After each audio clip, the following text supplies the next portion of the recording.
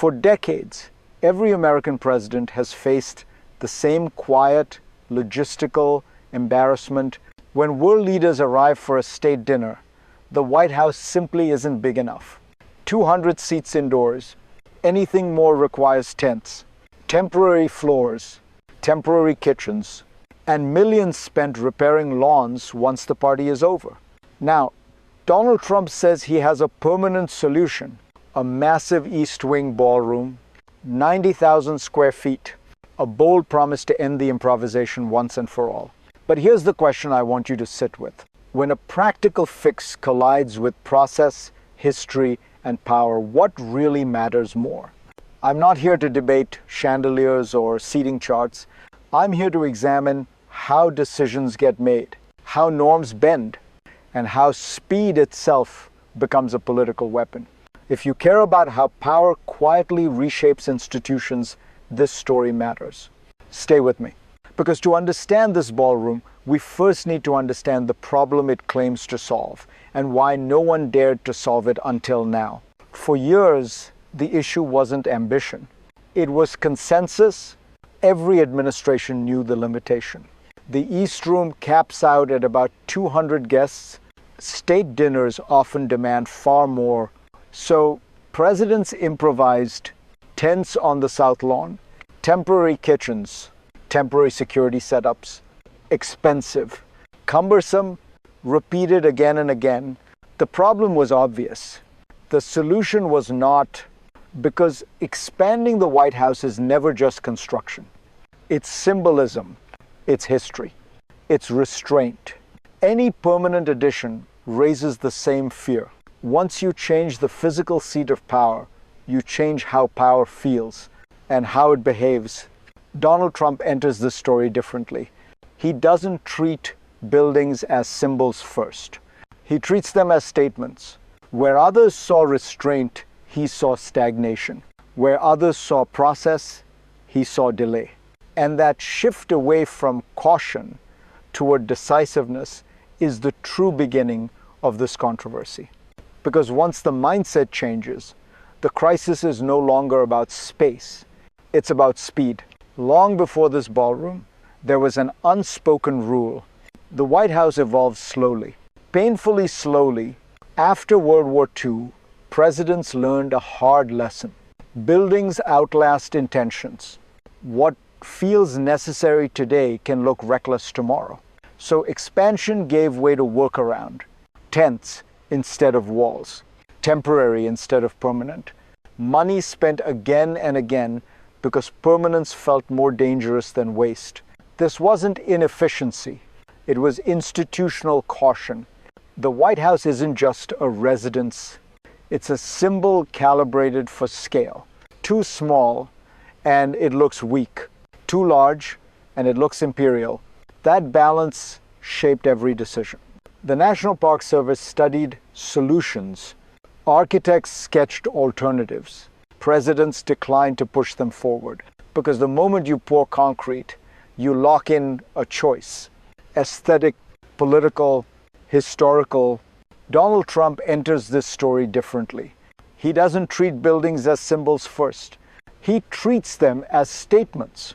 Where others saw restraint, he saw stagnation. Where others saw process, he saw delay. And that shift away from caution toward decisiveness is the true beginning of this controversy. Because once the mindset changes, the crisis is no longer about space. It's about speed. Then came the moment when process fell behind action. The East Wing didn't evolve. It vanished. With little warning and minimal consultation, demolition began. A space long associated with first ladies. With continuity, with quiet power exercised offstage, gone. This wasn't a debate anymore. It was a fact on the ground. And here's why that matters. In democratic systems, timing is leverage. Once demolition starts, alternatives disappear. Reviews become formalities. Oversight becomes retrospective. This is the first real crisis of the ballroom project. Not its size, not its cost, but its sequence. Construction moved faster than consent. Below-grade work advanced beyond review. By the time planners were briefed, the foundation was already set. If you're wondering why critics are alarmed, this is the answer. Power isn't just what you decide, it's when you decide it. If you care about how democratic guardrails erode quietly, not loudly, pay attention here. Because this pattern doesn't end with architecture. To understand how this happened, you have to look beyond blueprints. This wasn't just a construction project. It was an organizational redesign. Oversight bodies matter only if they are independent. And independence depends on who sits in the room. Quietly, methodically, that room changed. The National Capital Planning Commission once leaned on architects, preservationists, planners, people trained to say no, or at least not yet. That expertise was replaced with loyalty, finance, politics, proximity to power. The result is a familiar mechanism. Speed replaces deliberation. Alignment replaces skepticism. Process becomes a box to check, not a brake to apply. And once that shift happens, the outcome is rarely in doubt. You don't need to argue for approval. You just need to move faster than resistance can organize. This is why critics focus less on aesthetics and more on governance. Because buildings are permanent, but precedents are contagious. When demolition proceeds before review, it sends a message. Authority flows downward. Consent follows later. The ballroom is simply the visible structure. The real architecture is procedural. And next, we see what happens when the system hits public accountability, when the world outside the gate starts asking questions that can't be poured over with concrete. Then the second crisis hit not with hammers, but with headlines, lawsuits, congressional inquiries, public outrage. Historic preservation groups sued, nonprofits challenged asbestos safety. Lawmakers demanded transparency. The controversy was no longer theoretical. It was immediate, tangible, unavoidable. Yet the building continued to rise. Foundations poured, colonnades reimagined, demolition complete. The clash is striking. On one side, legality, oversight, tradition. On the other, momentum, executive will, political loyalty. And here's the human element. Citizens and experts alike are watching, questioning, worrying. But when authority moves faster than critique, the effect is disorienting. The ballroom becomes more than a room. It becomes a symbol of power exercised without pause. If you feel unsettled, that's intentional. It's the tension at the heart of institutional change. Speed versus scrutiny. Next, we'll explore how ordinary people, the staff, the guests, the residents, experience the consequences of this ambitious project. For the people who live and work in the White House, the ballroom is more than marble and steel. It changes daily life. Routinely, staff must reroute logistics. Caterers adapt to new layouts. Security recalibrates patrols. Guests no longer trek across soggy lawns to tents. High heels survive the walk. Meals arrive on time. The chaos of temporary setups fades. But there's an emotional weight too. Spaces carry memory. East Wing traditions vanish overnight. Those who navigated decades of precedent feel disoriented. And you, watching this unfold, can't help but ask, when efficiency trumps heritage, what do we lose beyond the surface? Here, the ballroom is a dual reality. It solves practical problems while stirring a quiet unease. If you care about institutions, notice how these changes ripple through lives unseen. The way power touches everyday people is subtle but profound.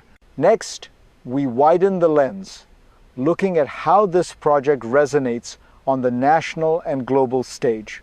Beyond the gates of the White House, the ballroom sends signals that reach far and wide. Allies and rivals watch how authority is exercised. Diplomats notice speed and style. Media frames perception. Policy analysts read between the lines. A 90,000 square foot ballroom isn't just for parties. It's a statement about resources, priorities, and influence. It signals a willingness to reshape norms when expedience demands it. Other governments take note. When one administration bends rules and accelerates projects, it recalibrates expectations abroad. The subtle message: power can move quickly, and consequences can be managed afterward. Even international media amplifies the story. Questions of legality, aesthetics, and governance become part of the global conversation. And here's the bridge. The choices made for a single building illuminate broader truths about leadership, authority, and institutional change. Next, we examine the possible futures of the East Wing Ballroom and what it reveals about the paths ahead. We can imagine three scenarios. The first is optimistic. The project stabilizes White House logistics, sets a precedent for efficient modernization, and becomes a celebrated example of practical foresight.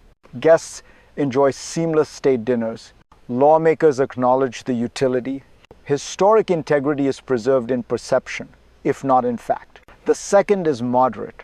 The ballroom exists, but oversight questions linger. Critics continue to raise concerns. Legal battles drag on. Institutional norms bend, but only partially. Efficiency comes at the cost of trust, leaving a cloud over future projects. The third is pessimistic. Precedent sets a dangerous template. Future administrations bypass scrutiny. Demolition and construction precede consultation.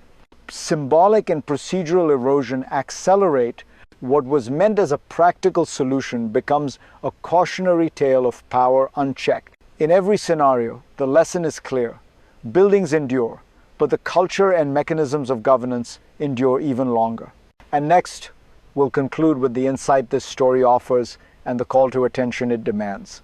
The East Wing Ballroom stands, or soon will, a room that solves practical problems, a room that embodies controversy, a room that tells us how power moves in plain sight. It reminds us that authority is exercised not only through law, but through timing, personnel, and momentum. When process becomes optional, the structures we trust are reshaped quietly but permanently. And here is the insight.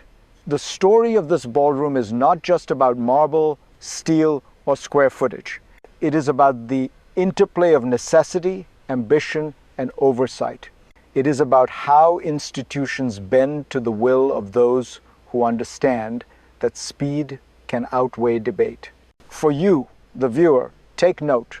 Observe how decisions are made.